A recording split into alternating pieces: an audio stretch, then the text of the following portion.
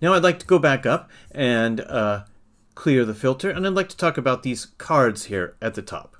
Of course, there are many different ships with the same name.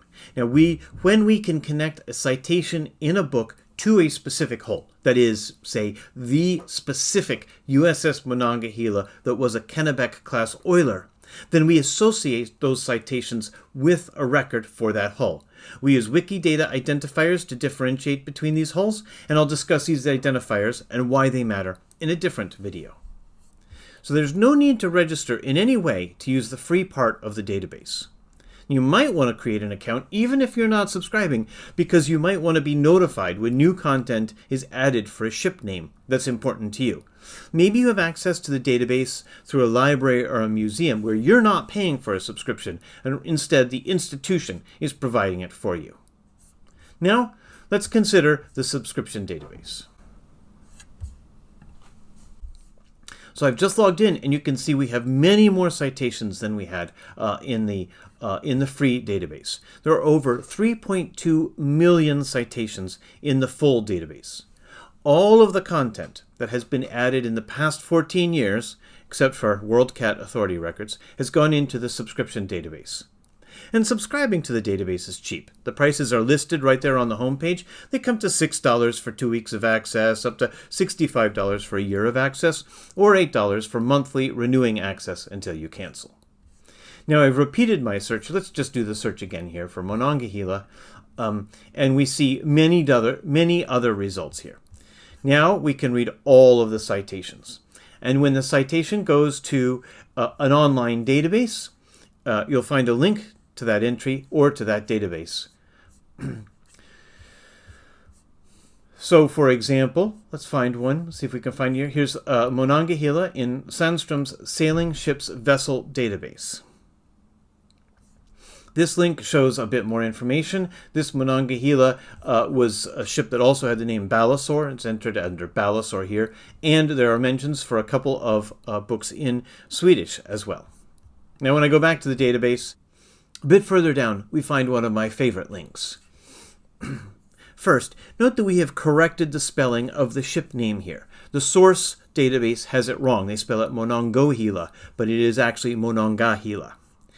But we can still search by that wrong name if we want, because it's still in the citation.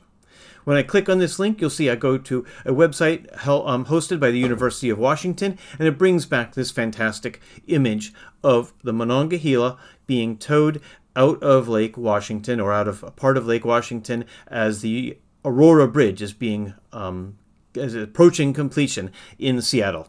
If you look closely, I believe that's the Fremont Bridge right back there as well. So, going back to the database. We can also take a look at, for example, the Dictionary of American Naval Fighting Ships.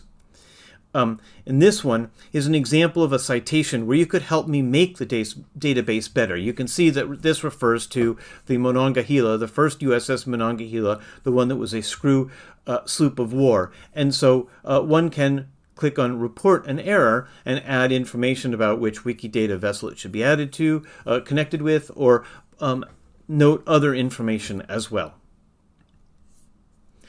As I did with the free database, I can limit my search by illustrations, by passenger and crew lists, or by main entries. Now, the last thing I want to point out in this video is that there are many more citations to explore. This search is only showing the ships that have the name Monongahela, but if we click on See Other Matching Ships, we'll find a lot more.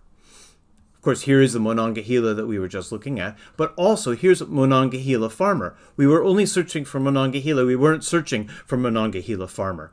And if we look here, we'll find some information about Monongahela Farmer from American Neptune in a particular issue there. Okay. Also, we find Balasore here. Now, that's the vessel we saw earlier mentioned, where it changed its name later to Monongahela.